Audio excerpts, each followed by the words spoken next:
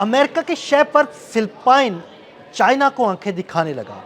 Philippine ने China के 4 जहाज रोक लिए।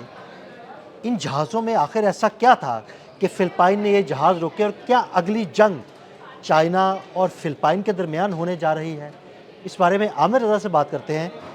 आमिर भाई, क्या हो रहा है? अमेरिका की शय पर अब फिलिपाइन भी जो है ना वो चाइना को आंखें दिखा रहा है, और चाइना देखें कितना कूल है, वो आराम से फिर भी मामले को सॉल्व करने की कोशिश कर रहा है।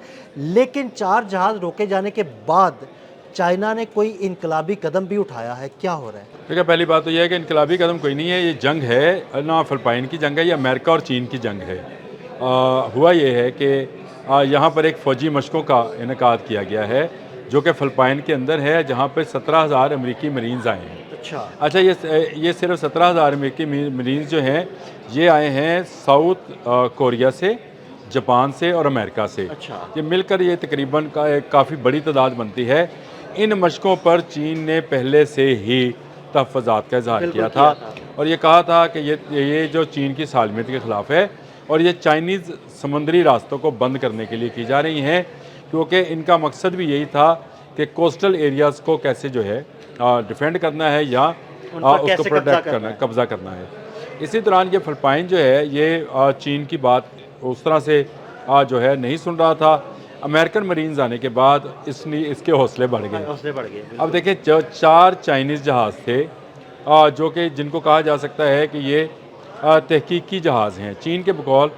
ये तहकीकात के लिए समंदर में मौजूद मादनियात या समंदर में माहौलियात और इस तरह की फ़िशिंग इनका जो है उसके लिए वगैरह इकट्ठा कर रहे थे, डाटा वगैरह इकट्ठा कर रहे थे। हुआ ये कि इन्होंने इस पर जासूसी का इल्ज़ाम लगाया। अच्छा। और उसके बाद बाकायदा जंगी फ़ाइटर प्लेन जो जहाज़ हैं वो भिजवाए गए, जिन्होंने मिसाइल्स वार्निंग जारी की। और उसके बाद फिलिपाइन के बहरी बेड़े जो हैं वो रवाना, बहरी जहाज़ जो हैं वो रवाना हुए और उन चारों जहाज़ों को जो उन्होंने अपने घेरे में ले लिया। और उन्होंने कहा कि जब तक हम इसकी सर्वेलेंस मुकम्मल नहीं कर लेते हैं उस वक्त तक हम इसको जाने नहीं देंगे, क्योंकि ये फिलिपाइन के पानियों में मौजूद है। इस पानियों पर चीन पहले से ही अपना हक समझता है। अब ये अमेरिका की शय पर इसलिए मैं कहता हूँ क्योंकि अल-कैटाइन जो कि एक फ़ौजी मशक़ें हैं ये शुरू हुई थी 20 अप्रैल से 8 मई तक जारी रहनी। आज 4 मई है, 4 और मज़ीद मौजूद हैं। इसके दौरान चीन पर यह अमेरिका की तरफ से इल्ज़ाम है कि वो इन मशकों के बारे में अपनी जासूसी जो है वो कर रहा है इन जहाज़ों पर, जो कि फिलिपाइन की जानिब से जहाज़ उड़ाए गए हैं, लेकिन असल में इसके पीछे अमेरिका है। और ये एक और जंग जो है आपके बिल्कुल साथ एक और जंग जो है उसका आगाज़ होने वाला है। उसने अभी सबक नहीं सीखा आपने हुर्मस से, जहाँ उसको इतनी मार पड़ी है, अब वो चाइना से मार खाएगा। बात आपने हुर्मस की नहीं है। देखें, नॉर्दर्न चाइनीज सी जो है उसमें नॉर्थ कोरिया मौजूद है, वो जापान और साउथ कोरिया को धमकाता है।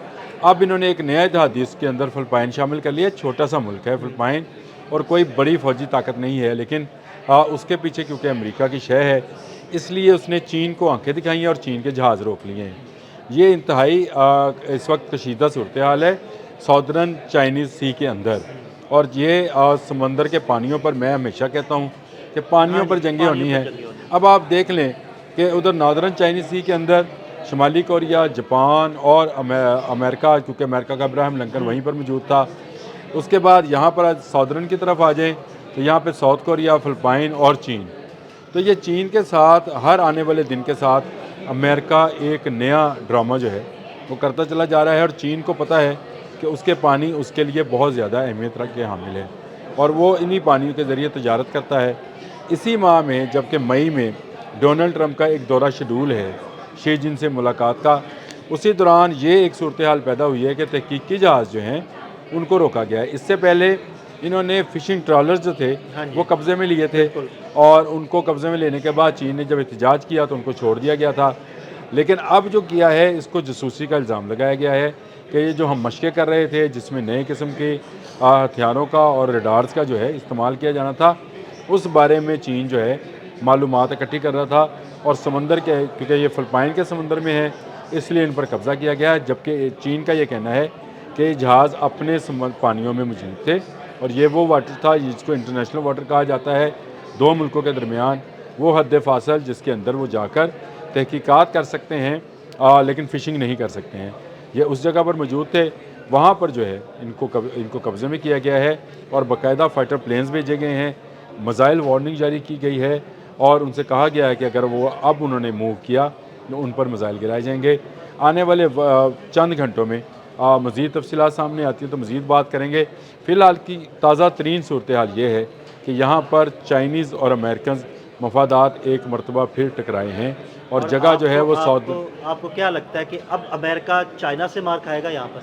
देखें, पहली बात तो यह है कि चाइना के सामने अमेरिका में आने की हिम्मत नहीं है। मैं नहीं कह रहा हूँ, जेडी वैंस कह रहे हैं, यानी उनके नायब सदर कहते हैं कि चीन के मुकाबले में हम कमज़ोर हो गए हैं। फिर मैंने एक व्लॉग किया था जिसमें मैंने अदाद-ओ-शुमार के साथ बताया था कि ईरान जंग से पहले अमेरिका नाम नहाद नंबर 1 सुपर पावर थी, अब ये नंबर 3 पे चला गया है। इसके जो मिसाइल्स के सासे हैं, जो इंटरसेप्टर्स हैं, वो इस हद तक कम हो गए हैं कि इसके बाद अगर ये चीन से मुकाबला करे, जो कि CNN की रिपोर्ट है कि ये चीन के साथ मुकाबला करने के काबिल नहीं रहा है, तो ये मार तो इसने खाई है। और यहाँ पर अगर ये सौदर्न चीन में भी कार्रवाई करता है तो इसको दो तरफ से मार पड़ सकती है, क्योंकि नॉर्थ कोरिया पहले ही इस पर तैयार बैठा तपा पड़ा है। वो कहता है कि भाई मुझे कोई मौका मिले। और नॉर्थ कोरिया पर जो इन्होंने ताज़ा तरीन इल्ज़ाम आयद किया है, उसकी भी मैं वजाहत जो है उस पर एक अलग से वैसे तो वीलॉग करना चाहिए। जो उन्होंने चोरी का इल्ज़ाम लगाया है नॉर्थ कोरिया के ऊपर बिटकॉइन की और डिजिटल करेंसी की, उस पर भी काफ़ी जो है किम जोंग का बहुत सख्त रिएक्शन जो है वो सामने आया है। और ये सारी सूरत हाल जो है उन पानियों में भी आहिस्ता आहिस्ता हीट अप हो रही है। और अब ये 4 जहाज़ रोकने का जो मामला है, अगर फ़िलिपाइन ने इससे आगे कोई कदम उठाया या जहाज़ों की तलाशी लेने की कोशिश की तो ये जंग फूट सकती है। और ये जंग जो होगी ये बहुत ज़्यादा ख़तरनाक होगी, क्योंकि इसमें एक तरफ साउथ कोरिया और जो जापान है वो मौजूद हैं, जहाँ पर बाकायदा अमेरिकी फ़ौजी अड्डे मौजूद हैं। और अब फ़िलिपाइन में भी उन्होंने एक बड़ा फ़ौजी अड्डा बना लिया है। इसीलिए यहाँ पर कोस्टल ट्रेनिंग की जो मशक़ें हैं वो जारी हैं, जो कि 8 मई तक जारी रहनी है। 20 अप्रैल से शुरू हुई थी। इन मशक़ों का जो नाम रखा गया है वो भी एल्केटाइन नाम है इसका, जिसका फ़िलिपाइनी नाम ज़ुबान में मतलब ये है कि आओ मिलकर साथ काम करें। तो ये वो इत्तेहाद जो बनने जा रहा है चीन और नॉर्थ कोरिया के ख़िलाफ़ आने वाले दिनों में, इसमें अमेरिका शायद फ़िलिपाइन को इस्तेमाल करेगा। ये 4 जहाज़ जो रोके गए हैं, ये चीन के, ये इतनी आसानी से चीन इसको छोड़ेगा नहीं। हाँ जी। देखें, चीन जो है उसका रिएक्शन आपने बिल्कुल सही कहा कि उसने कूल डाउन करने की कोशिश की है, लेकिन चीन अपना बदला कभी रोकता नहीं है। चीन हमेशा जो है वो लेता है बदला। अमेरिका से बदला ले या ना ले, फ़िलिपाइन तो फंस गया, क्योंकि फ़िलिपाइन जो है उसकी सारी तजारत इन्हीं चीनी जहाज़ों के इर्द गिर्द ही होनी है। तो ये नहीं हो सकता कि हर वक्त अमेरिका जो है वो चौकसी में रहे और अमेरिका वहाँ पर उसका तहफ़्फ़ुज़ करता रहे। लेकिन ये अगर अमेरिका ने फ़िलिपाइन के साथ मिलकर मज़ीद कोई हरकत की तो ये एक ऐसी बड़ी जंग होगी जो फिर अमेरिका के बस में भी नहीं रहेगी, क्योंकि ये ईरान नहीं है, ये चीन है।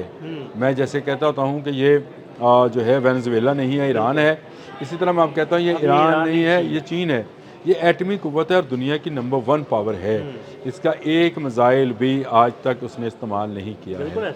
उसके इंटरकॉन्टिनेंटल मिसाइल्स जो हैं, उसके बैलिस्टिक मिसाइल जो हैं, उसके क्रूज़ मिसाइल जो हैं, उसके एटमी मिसाइल जो हैं, उसके एटमी वॉर हेड्स हैं, वो सारे के सारे अभी तक अनटच हैं। उसने किसी न किसी दिन उनको टच करके देखना भी है। और ये छोड़े, अगर चीन ना भी करे तो शुमाली कोरिया जो है वो तैयार बैठा है, तो वो अमेरिका से इसका बदला ले सकता है। मेरा ख्याल है कि अमेरिका को आपने हर्मज़ का मसला पहले हल करना चाहिए था। मेरा भी ख्याल यही था कि शायद आपने हर्मज़ का पहले मसला हल होगा तो शायद चीन के पानी की तरफ जाएगा, जिस पर मैंने एक व्लॉग भी किया था। और हमने आपने तीसरा शीमा पे काम भी किया था और फिर हमने बताया था आपने मलाका में क्या सूरत हाल है। ये समुंदर के पानियों में भी चीन को ललकारने वाली बात है।